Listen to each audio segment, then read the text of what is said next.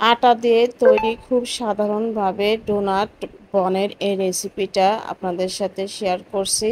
এটা দেখতে যেমন সুন্দর, খেতে অনেক বেশি মজার, অনেক বেশি সফট হয়েছে। খুব সহজভাবে এই রেসিপিটা আমি দেখিয়েছি। আশা করি আমার সাথেই থাকবেন আর আমার চ্যানেলটা সাবস্ক্রাইব করে রাখবেন নিত্য নতুন আনকমন রেসিপি পেতে চাইলে। তো দেখতেই পাচ্ছেন কতটা ইয়ামি হয়েছে। আমার সাথে থাকবেন। তো এখানে নিয়েছি আমি একটা ডিম। একটা ডিমের সাথে আমি নিয়ে নিলাম হচ্ছে 3 টেবিল চামচ চিনি। চিনিটা আপনাদের ইচ্ছা মতো কম অথবা বেশি করেও দিতে পারবেন। লবণ দিয়েছি আমি হাফ চামচ। আর এখানে ইস্ট দিব 1 চামচ। লবণ আর ইস্টটা অবশ্যই আলাদা করে রাখবেন, একসাথে রাখবেন না। তো এখানে আমি ময়দার পরিবর্তে আটা ইউজ করেছি। আটা দিয়েও যে এত সুন্দর রেসিপি হয় সেটাই আপনাদের সাথে শেয়ার করছি। 1 টেবিল চামচ তেল দিয়ে দিলাম। দিয়ে আমি ভালো করে আগে মিশিয়ে নিব। তো অর্ধেকটুকু ডো আমি আলাদা করে নিয়েছি। নিয়ে নর্মাল পানি দিয়ে ডোটা বানিয়ে নিব। পানিটা কিন্তু গরমও না আবার ঠান্ডাও না, একদম নর্মাল পানি। তো প্রথম অবস্থায় একটু আঠালো হবে, তারপরে আস্তে আস্তে কিন্তু শক্ত হয়ে আসবে। তো দেখতেই পাচ্ছেন আমি কাজটা কিভাবে করছি। তো এভাবে আমি আবারও একটু তেল দিয়ে দিব, দিয়ে আবারও মথে নিব। আর এই ডোটা যত বেশি ভালো করে মথে নেবেন তত বেশি সফট হবে এই বানটা। তো সাইডে রেখে দিলাম। বাকি ডোটুকু আমি আগের মতোই আমি দিয়েছি হচ্ছে কোকো পাউডার 1 টেবিল চামচ। এটা কিন্তু অপশনাল, ইচ্ছে করলে দিতেও পারবেন, নাও দিতে পারেন। এটা দেখার সৌন্দর্যের জন্য আমি দিয়েছি। তো আগের মতোই ডোটা আমি রেডি করে নিলাম। রেস্টে রেখে দিব গরম জায়গায় 1 ঘন্টার মতো। তো আমি একটুখানি পানি গরম করে পাতিলের উপরে রেখে দিয়েছিলাম। তো আমার ডোটা কিন্তু ফুলে ডাবল হয়ে গেছে। তো ভালো করে মথে নিব। ডোটা যত ভালো করে মথে নেবেন বানটা তত বেশি সফট হবে। তো দেখতেই পাচ্ছেন কাজগুলো আমি কিভাবে করছি। সবাই করতে পারবেন, কঠিন কিন্তু কিছুই না। তো একটা ডো আমি নিব, নিয়ে রুটির মতো করে বেলে নিব। খুব বেশি পাতলা করা যাবে না, যেহেতু এটা আঠালো। মোটামুটি যতটুকু পারি ততটুকু আমি পাতলা করে নিচ্ছি। দেখতেই পাচ্ছেন কাজটা আমি কিভাবে করছি।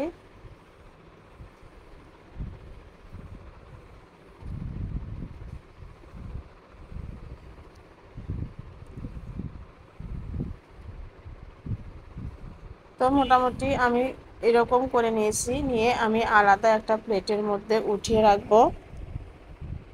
উঠিয়ে রাখার পরে বাকি ডোটুকু আমি আরও একটা রুটির মতো পাতলা করে বেলে নিব।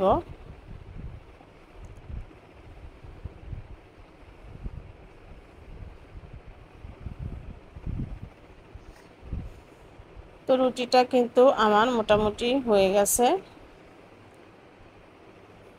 উল্টে পাল্টে আমি একটু পাতলা করে বেলে নিচ্ছি। আর এই ডোটা যেহেতু একটু আঠালো হয়, তো কাজটা করতে একটু ধৈর্য সহকারে করবেন। তো আগের রুটিটা আমি এর উপর দিয়ে দিলাম। দিয়ে আমি একটু আটা ছড়িয়ে দিয়ে আবারও উপরে হালকা একটু বেলে নিব। তো বেলা কিন্তু হয়ে গেছে। আমি একটা কাটা দিয়ে এভাবে চিকন চিকন করে কেটে নিচ্ছি ডিজাইন করার জন্য। তো এক পাশ থেকে আমি কিন্তু মুড়িয়ে নিয়েছি, অন্য পাশের যে কাটা অংশটুকু আমি একটু মুড়িয়ে নিচ্ছি। এটাও অপশনাল, করতেও পারেন নাও করতে পারেন। তো হয়ে গেছে, এবার আমি রোল বানিয়ে নিচ্ছি। তো রোলটা বানানোর পরে আমি কেকের মোল্ডের ভিতরে বসিয়ে দিলাম গোল করে। রেস্টে রেখে দিব 20 মিনিটের জন্য। অবশ্যই একটা পাতলা কাপড় অথবা প্লেট দিয়ে ঢেকে রাখবেন। তো রাইস কুকারের পাত্রের মধ্যে নিয়েছি আমি পানি। তো এখানে এই পানিটুকু আমি 5 মিনিটের মতো ফুল হিট দিয়ে গরম করে নিব। তো বসিয়ে দিলাম চুলাটা প্রথম অবস্থায় একটু 5 মিনিট ফুল রাখবেন, তারপরে লোর চাইতে একটু বেশি করে 20 মিনিটের জন্য রেখে দিব। তাই তো আমার বনটা কিন্তু রেডি হয়ে গেছে। দেখেন মাশাআল্লাহ কতটা সুন্দর হয়েছে। যতটা সুন্দর দেখতে হয়েছে ঠিক ততটাই কিন্তু সফট হয়েছিল। তো বাসায় যেহেতু হুইপ ক্রিম ছিল, কেটে বাচ্চাদের আমি এর ভিতরে একটু হুইপ ক্রিম দিয়ে দিচ্ছি। এটাও অপশনাল, আপনারা ইচ্ছে করলে যে কোনোভাবেই খেতে পারবেন। তো বাচ্চারা ক্রিম দিলে একটু খেতে বেশি পছন্দ করে।